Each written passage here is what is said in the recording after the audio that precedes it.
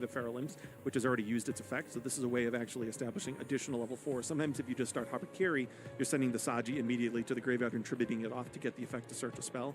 When you open up with King of the Feral Imps like this earlier in the turn, you actually don't need to do that. Yeah, and you see now that he has all this established. The Night Sword Serpent came back from the graveyard thanks to Mitsurugi Ritual, and now he's going into Duo Drive. You can see Clifton Land playing quickly. He knows this deck well. All these players are very well prepared for this tournament. And you're watching some of the best duelists to ever do it go at it here in this little mini tournament this weekend here on Friday to find out who's going to go to the World Championship. Now he's going to be able to use Mitsurugi Ritual's other effect to summon from the deck. You can do each one once per turn. And he's going to summon out Ame no Murakamo no Mitsurugi. He's going to bring back the Habakiri. And gets to add a copy of Mitsurugi Prayers from the deck to the hand. Everything's coming up Clifton Land here in game number 1. Pack with not having any interactions from the hand, but Memento can break boards pretty well. We'll have to see what he has working for him. What's interesting is it looks like he went into this weekend electing to just play 9 Molcharmers as his hand interactions. We do not see any other hand interactions in his deck. So the fact that we've made it to this point, if you're a fan of Pack, don't expect something like Infinite Impermanence combined with Nibiru or anything like that. With the cross on field, that wouldn't necessarily work well either. And that's probably why he opted to go for just like maybe some board breaking cards. But you mentioned Gallant Granite would be coming down this weekend sooner than I thought. It's coming down right now to add Nibiru. The Lunalight deck can do this as well. Yeah, and what's interesting is in this deck, you can actually trigger the effects of your ritual monsters because they would get tributed. And then in the Lunalight deck, it actually combines well with Liger to maintain itself on the field while also just tributing all your opponent's cards because it's unaffected by anything that's not a Lunalight monster. It's so cool. So both of these, not that we're looking at Lunalight, but we have 2 decks both searching out a single copy of Nibiru that's not just an additional hand interaction, it's actually layered into what your engine is trying to do. And we're really seeing a clinic here, why this deck is so good, why players have gravitated toward it. When there's nothing interrupting you, you can really establish quite the incredible field, and Clifton Lane is doing just that here in game number 1. Now it looks like he's going to special summon Ice Raziel from the hand. Yep, that Fuwalos is not likely to do anything in this particular game. So now it looks like he can go into another ranked 4. Another one? Does he need another one? What is this one going to be? Looks like a Dugaris. Dugaris, yeah. I mean, at this point, might as well. Trying to dig for some more interactions from the hand? Or is he going to summon back from the graveyard? Looks like he's probably going to filter out, looking for some more hand interactions. Like second copy of Drill and Lockbird, and another copy of Prayers.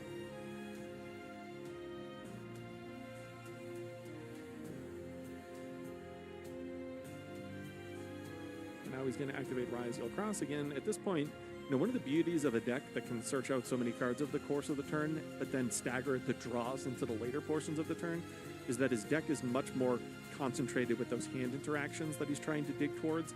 Cards like, he already had a copy of Ash Blossom, but if he did not already have a copy of Ash Blossom, he could be digging for a copy. It doesn't look like he has an Infinite Impermanence yet, but it does look like he has 3 in his deck, so he could be digging for cards like Infinite Impermanence, would add another layer of interaction to his field. And it looks like Clifton, though, is satisfied with this opening turn. Yeah, I think you touched on something that's really important about all card games is thinning your deck out to be able to dig for the options that you really are looking for. Definitely some fundamentals there. But let's see how Pack is going to work his way through this board. He's going to start with a normal summon of Memento Anguish. Which is, in a vacuum, basically the best one for you to open with. Here's a reason why he's playing 3 copies. It's going to now allow him to search his deck for Memento.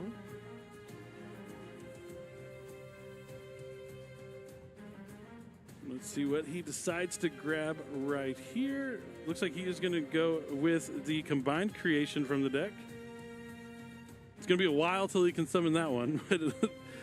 maybe the Anguish is more of the bait. He already has the cards he needs in the hand. Hopefully maybe he's trying to force out something like an Infinite Permanence. And that detonator has plenty of material. It has a material to detach to destroy something, and then another material to detach to destroy itself and summon it back with Eclipse Twins to get 2 more destruction effects. Something cool, actually, is because he has Nibiru in hand, one of the things that you can do is actually time it so that when the Eclipse Twins activates, the detonator is actually in the graveyard already with the Nibiru, so that you can actually make it so that it comes post back. Nibiru, the Eclipse Twins brings back the detonator. That's cool. All right, we got the horsey coming down. That's right, I'll take a shot at it. It's Tatsuno Toshigo. Yeah, Tatsuno Toshigo, I think is pronunciation. The fact that he didn't search that off of the Anguish kind of indicated that this was already in his hand. for sure. And it looks like Clifton may respond with a detonator going after the Anguich. Looks like Pack doesn't have a response.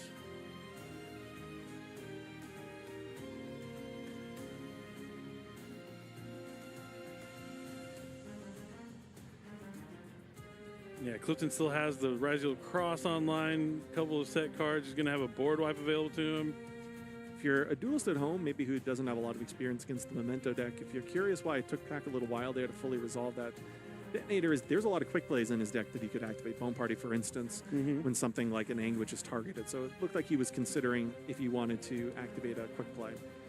Detonator is going to use its effect again to target the horse, and then it's going to be chained with Memento Sheeply here from Pack. So the reason there why he would target the seahorse, as many people would refer to it as, is it wants to make it so that it's not on the field to kind of recognize the leveling. Makes a lot of sense.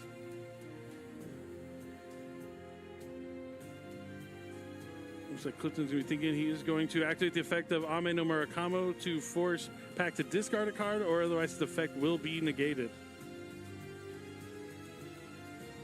Oh, I see a really good card in Pack's hand. Okay, y'all can't see Pack's hand. I'm not going to spoil the fun, but this game is not over. I'm just going to tell you that much right now. Like, Pack has some plays to continue on through this turn. We're going to see how it's going to play out exactly. But definitely a surprise tech choice here in Pack's deck. A card that I really like, and there it is. It's the Super Polymerization. One of the strongest cards in the game of Yu-Gi-Oh! At going second, clearing boards. Your opponent can't respond to it, so it ends the chain right where it starts. And that's probably why he grabbed the Combined Creation, because he knew he was going to need something decent to discard with that Super Polymerization, since the Combined Creation can be summoned from the graveyard back to the field later on in the turn. So he has kind of two fusion effects now on this chain with the Super Polymerization. And then theoretically, if the Sleepy is able to hit the field after, he may be able to do it kind of post the resolution.